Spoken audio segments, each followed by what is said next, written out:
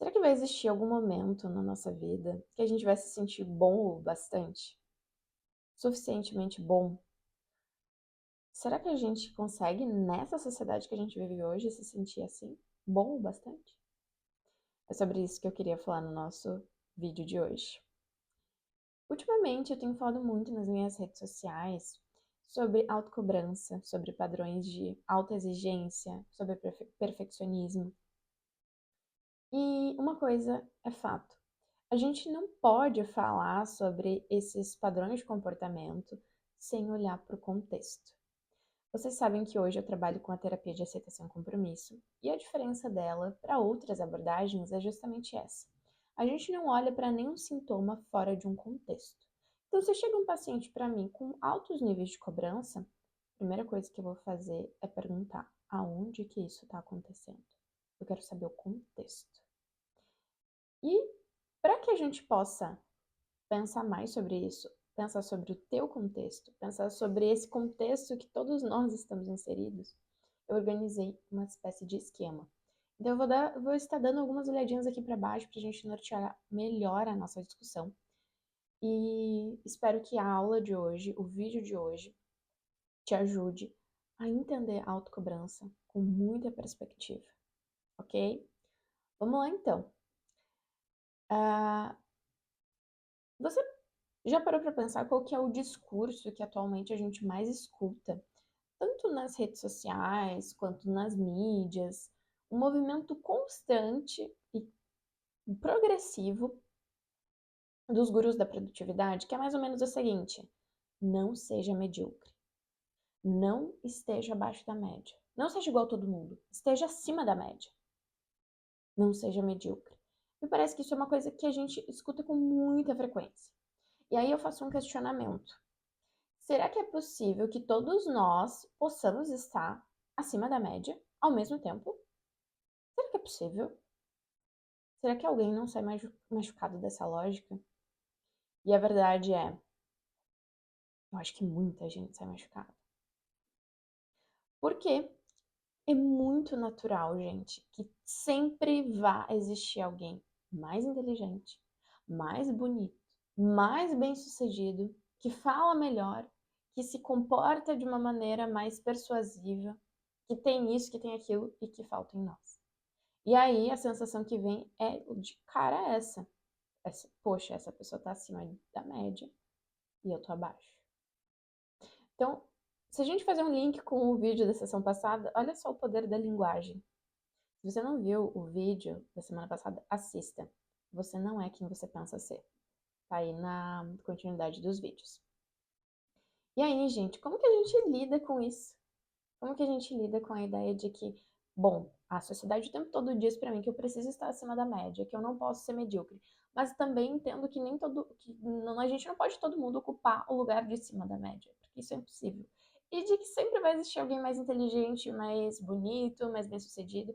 Então, afinal das contas, o que eu faço? E aí eu vou dizer o que a gente já tem feito, pra gente refletir se isso tem ou não funcionado. Porque o que a gente tem feito, e aí olha só, eu já fiz isso, você já fez isso. Vamos se vulnerabilizar aqui um pouquinho. O que a gente faz normalmente é inflar o nosso ego e rebaixar os outros, para que a gente possa se sentir bem em relação a eles. Então a gente pega alguma coisinha aqui que a gente se sobressaiu pontualmente e a gente se sente aqui. E aí a gente rebaixa. Então a nossa autoestima ela é uma autoestima baseada em uma gangorra emocional. Enquanto eu tô bem, eu tô mega com autoestima.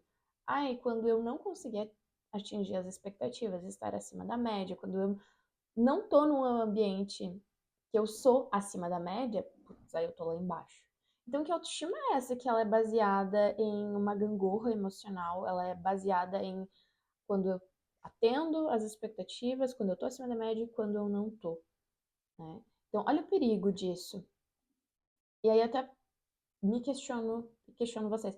Qual que é a consequência disso? Qual que é a consequência da gente inflar o nosso ego, rebaixar os outros para que a gente se sinta minimamente com autoestima, para tentar atender a esse discurso que o tempo todo a gente é contaminado pela nossa sociedade? E aí vem aqui um questionamento muito bacana. A verdade é que a consequência disso é uma vida que a gente passa correndo do medo de não sermos bons o bastante. É uma vida onde eu faço escolhas baseadas em eu não posso entrar em contato com esse sentimento de não ser boa o bastante. E aí a gente não se dá conta que à medida que eu tô nesse cabo de guerra com a insuficiência para tentar sempre ser bom o bastante, sempre estar acima da média, a gente deixa de, por vezes, escolher o que verdadeiramente a gente quer escolher. A gente deixa de viver uma vida apetitiva, ou seja, eu não vou ler esse livro porque eu tenho muito prazer genuíno de estar lendo ele, porque ele acrescenta na minha vida como um todo. Eu preciso ler ele, eu tenho que ler ele porque um guru da produtividade falou que se você quer ser rico antes dos 30, você precisa aprender as 12 leis que estão escritas nesse livro.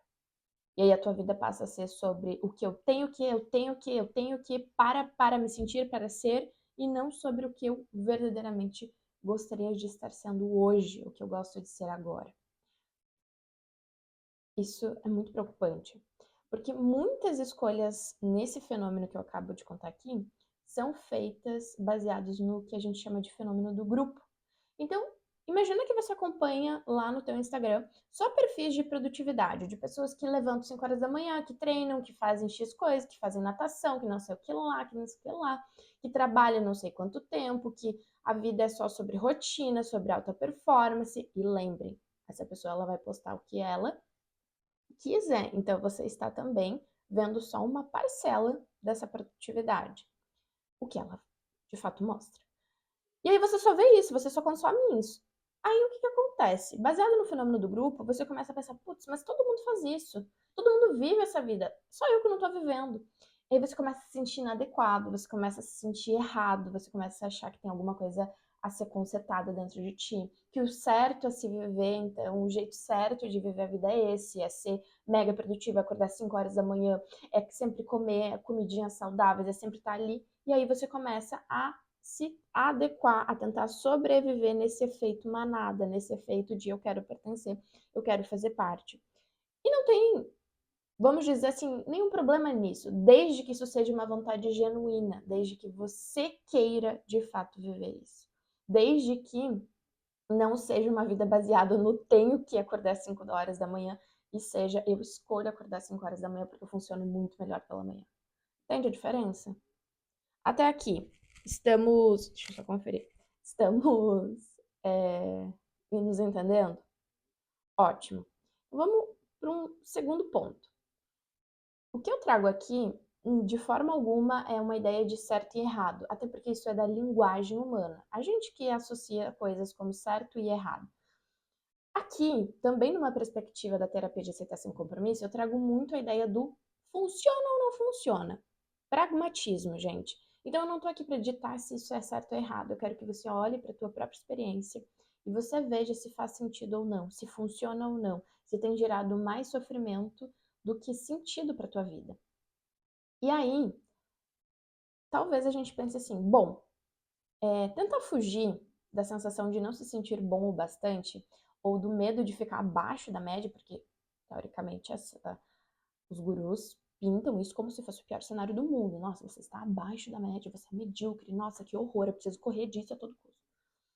Então, talvez correr desse sentimento, tentar se sentir bom o bastante, tentar ser acima da média na maioria dos grupos que tu pertence, e tá sempre nessa busca incessante por pertencimento e se sentir bom o bastante, talvez funcione a curto prazo, concorda comigo?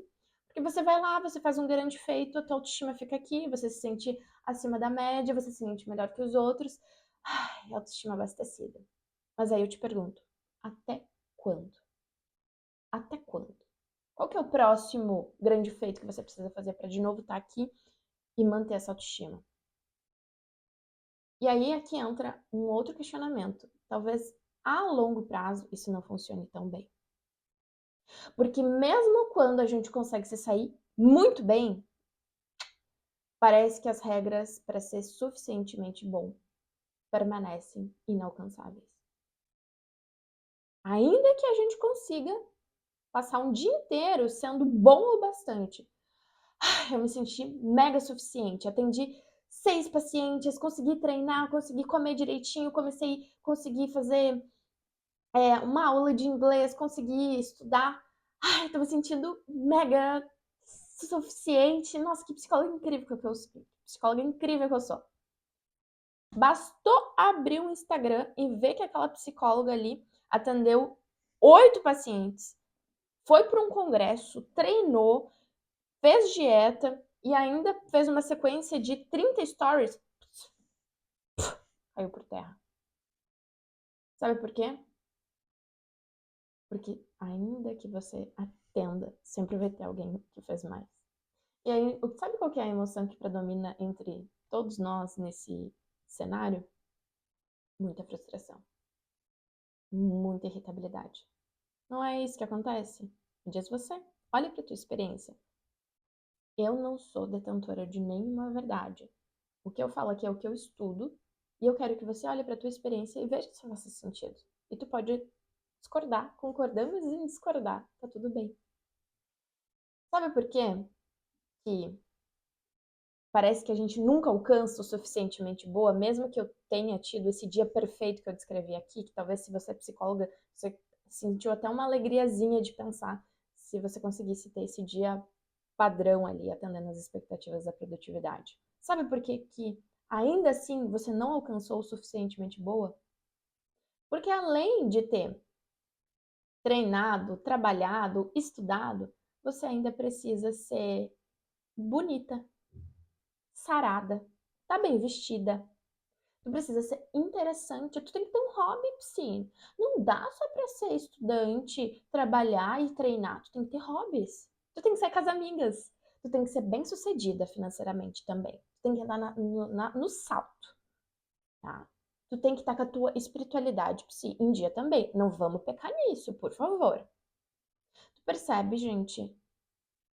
Vocês percebem quanto nunca vai estar bom? De que sempre vai existir uma falta, de que sempre vai existir um problema que a gente tem que resolver, algo que a gente ainda precisa ser bom e que não foi o bastante. E ainda que você atenda todos esses requisitos, mas eu aposto com você, eu aposto que vai surgir mais um check que você precisa dar.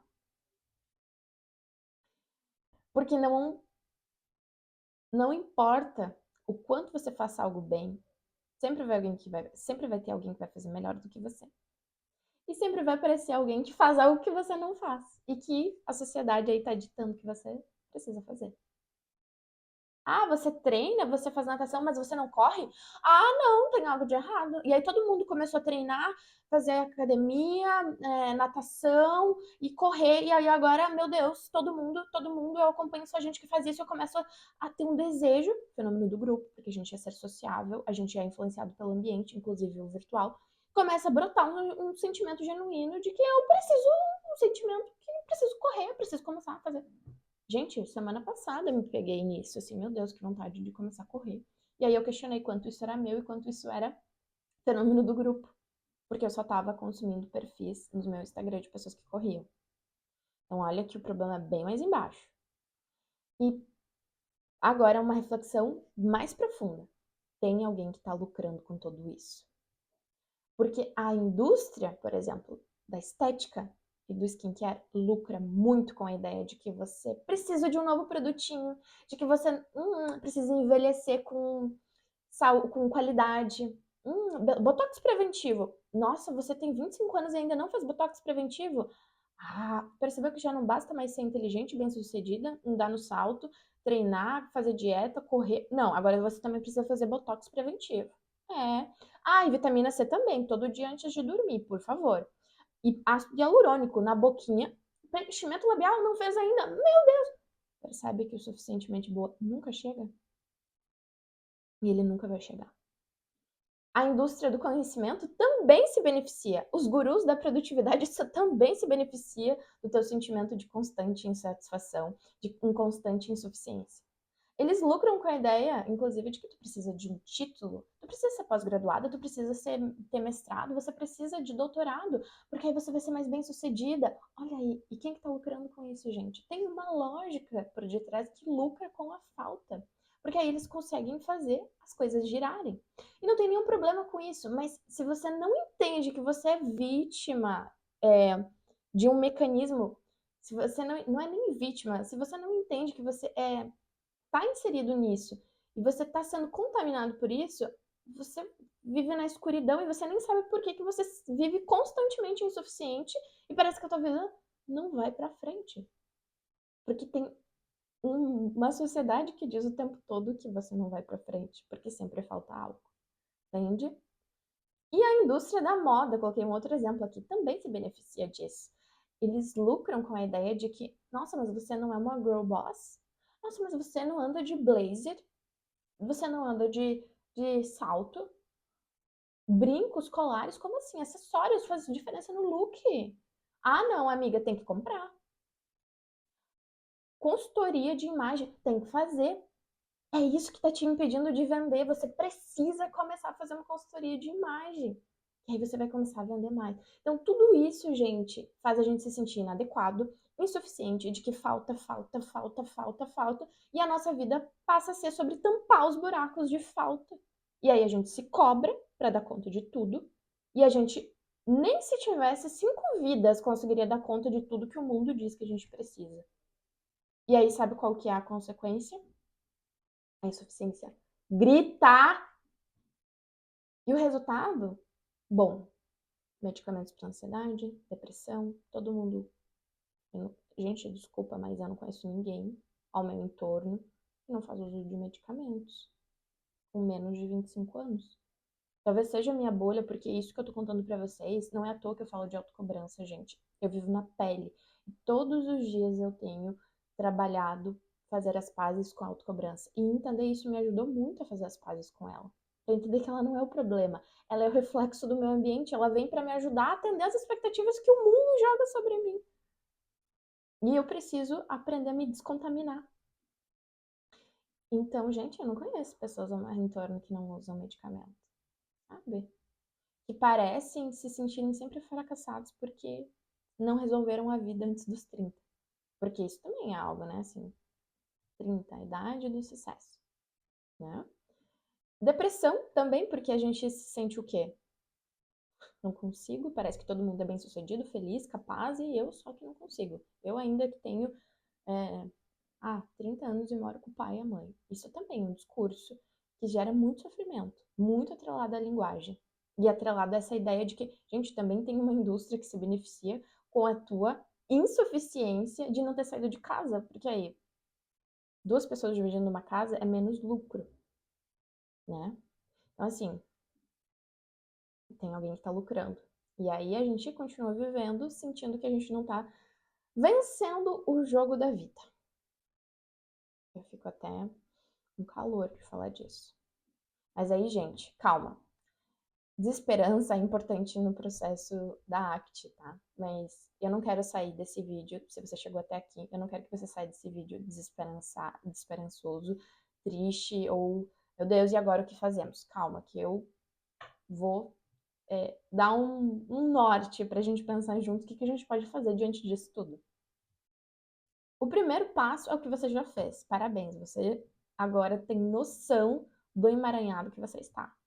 De que a gente não pode falar assim de autocobrança, assim, narrar tudo isso que eu disse aqui. A gente não pode olhar para autocobrança isolado aqui, né? Assim, ai, aprenda a se amar, aprenda a pensar positivo, aprenda a ser autoconfiante. Não dá pra gente falar disso, gente. O buraco é bem mais embaixo. Esses discursos superficiais também se beneficiam dessa lógica para vender os cursinhos que vocês compram, às vezes, sobre autoestima, sobre autocompaixão, sem uma questão profunda, sem uma questão mais de um profissional que entenda qual que é o mecanismo por detrás.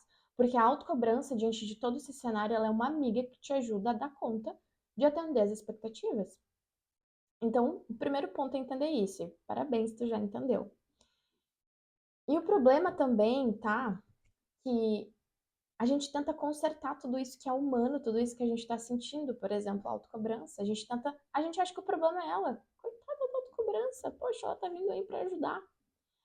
E, e também um outro ponto importante é a gente aprender a cuidar dos nossos ambientes. Se a gente sabe que o ambiente é reflexo disso tudo, que a gente possa selecionar melhor os nossos ambientes. O ambiente, ele é um grande modulador de comportamentos. Então, que a gente possa usar essa informação a nosso favor para escolher com mais sabedoria os ambientes onde a gente quer estar. E ambientes aqui, seja ele virtual, pessoas, aonde eu me matriculo para estudar, qual curso eu compro, tudo isso precisa ser passado por uma análise, se aquilo vai ao encontro dos teus valores, se esses lugares eles ficam incentivando a cultura da produtividade, porque isso vai fazer você se sentir cada vez mais nesse buraco que a gente acabou de falar aqui. Outra coisa, quando você tenta consertar a tua autocobrança, só piora, não é assim? Quanto mais tu briga com a autocobrança, parece que ela mais cresce. Então, eu queria te propor algo diferente. Se em vez de a gente tentar brigar com ela, discutir com ela, tentar acessar os pensamentos, se a gente parasse para pensar com curiosidade sobre esses pensamentos que nos criticam. Porque por vezes tem pensamentos que estão ali nos criticando, que se a gente olhar com curiosidade, talvez eles falam sobre algo que é importante que a gente melhore na nossa vida. Vou dar um exemplo. Muitas vezes eu fico incomodada ao final de uma sessão, eu me sinto uma péssima psicóloga. E eu ouvi esse exemplo da Marcela, e eu pensei justamente sobre o mesmo exemplo. Eu também me sinto, às vezes, uma péssima psicóloga. Tem várias sessões que eu me sinto péssima.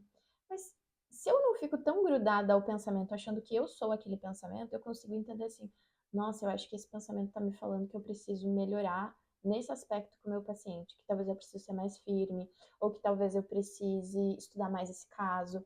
Então, se a gente consegue entender que a autocobrança, ela não é a vilã, a gente consegue usar as informações que ela nos traz ao nosso favor.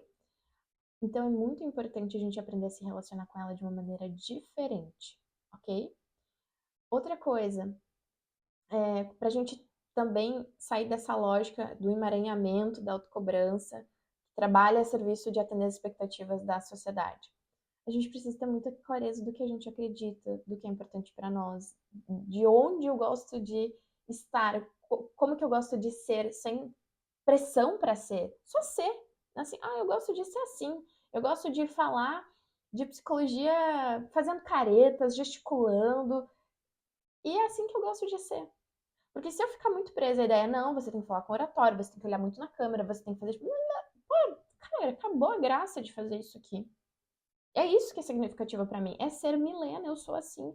Eu fico entusiasmada quando eu falo disso, eu fico eufórica. E eu não vou mudar isso.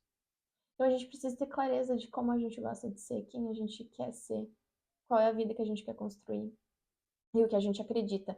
Para que aí a gente possa fazer essa análise do que é nosso e do que é da sociedade.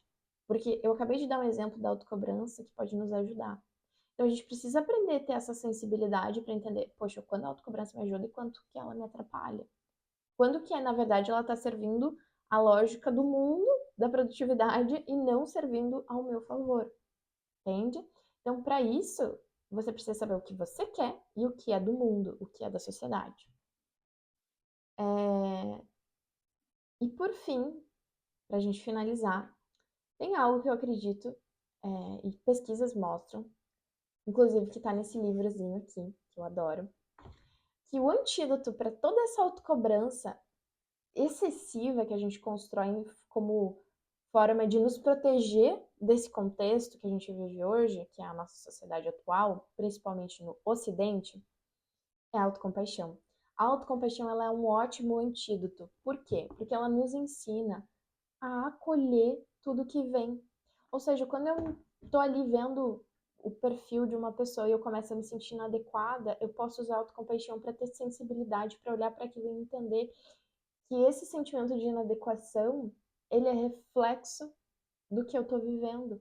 Ele nos permite não brigar com o que a gente sente, mas acolher o que a gente sente e nos direcionar para algo que é mais importante. Ou seja, o que é mais importante para ti agora? E não ficar ali brigando, parando a tua vida em torno daquilo que a internet te mostra, ou que o mundo te mostra, que é o certo a se viver. Então, a autocompaixão nos permite abraçar os nossos sentimentos, entender que eles são mensageiros do contexto, que a gente não precisa seguir o que o mundo está nos dizendo, ou que os nossos pensamentos estão nos dizendo, que a gente pode aprender a responder ao mundo de uma maneira gentil, a nós mesmos de uma maneira gentil, porque você os teus sintomas que são difíceis, como a autocobrança, os teus pensamentos, as tuas emoções, são só reflexo do ambiente onde você tá. E é tão injusto a gente brigar com você, poxa, já tá doendo sentir tudo isso, já dói estar numa sociedade que o tempo todo diz que a gente é inadequado. E aí você vai se chicotear mais um pouco. Então a autocompaixão, ela vem numa perspectiva de abraçar, acolher isso que tu tá sentindo e pensar o que que a gente pode fazer para você naquele momento, aquilo que faz sentido, aquilo que vai ao encontro do que você quer e não o que o mundo dita que é. Queria te convidar, né, para fazer parte do meu canal, do meu Instagram, para me seguir lá, porque eu faço muitas reflexões sobre autocobrança. Eu abro a caixinha, você pode fazer perguntas por lá. A tua pergunta, inclusive, pode se tornar um tema aqui para o vídeo no canal. Quero te convidar para fazer parte do grupo VIP. E se você tiver interesse em aprender comigo, psi e estudante de psicologia, será uma honra te ensinar. Eu tenho hoje um programa que se chama Act para a Vida. Por lá, a gente fala sobre os processos de flexibilidade psicológica, para que a gente possa trabalhar tanto na nossa vida como no setting. E a autocompaixão, com muito propósito, está lá a serviço de nos guiar e de acolher essas psicólogas que se cobram demais. Certo? Vou deixar os links na descrição do vídeo. Qualquer coisa, me mandem mensagem no direct ou aqui abaixo e a gente se vê no próximo vídeo. Beijo!